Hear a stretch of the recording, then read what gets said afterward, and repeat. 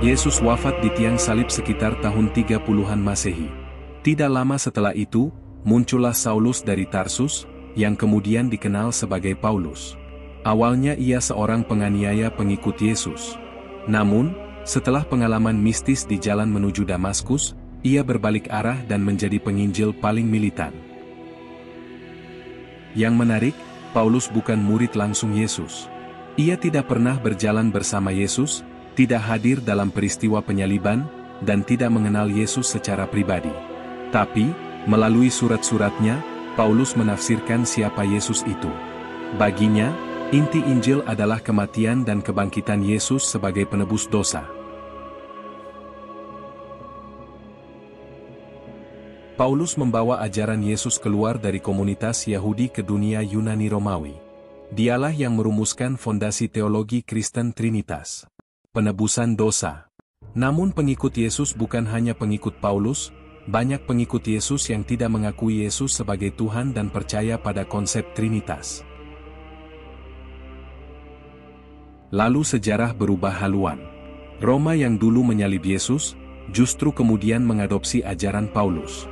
Pada abad keempat, Kaisar Konstantinus menjadikan kekristenan sebagai agama resmi kekaisaran.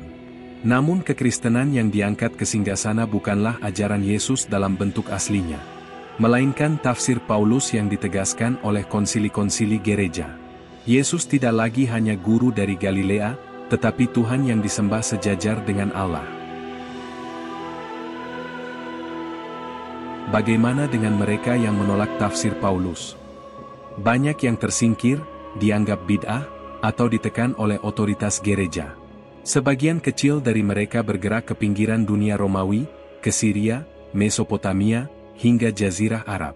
Di sana, keyakinan tentang Yesus sebagai nabi, bukan Tuhan, tetap bertahan dalam komunitas kecil. Mereka menunggu nabi yang akan datang setelah Yesus.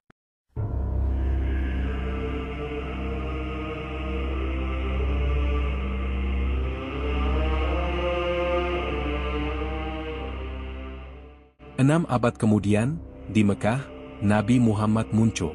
Ia tidak membawa agama baru, melainkan mengaku melanjutkan garis kenabian yang sama, dari Ibrahim, Musa, hingga Isa.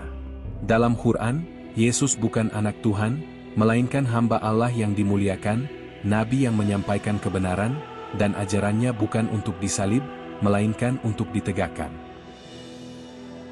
Jadi sejarah mencatat dua jalur besar pewarisan Yesus. Jalur pertama, Paulus, yang melalui Roma mengubah kekristenan menjadi agama dunia, lengkap dengan teologi penebusan dan konsep Trinitas.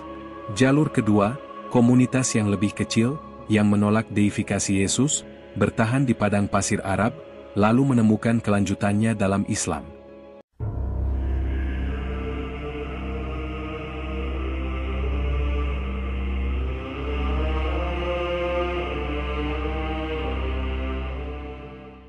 Maka ketika kita bertanya, siapa penerus ajaran Yesus?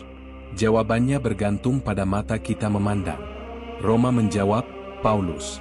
Arab menjawab, Muhammad.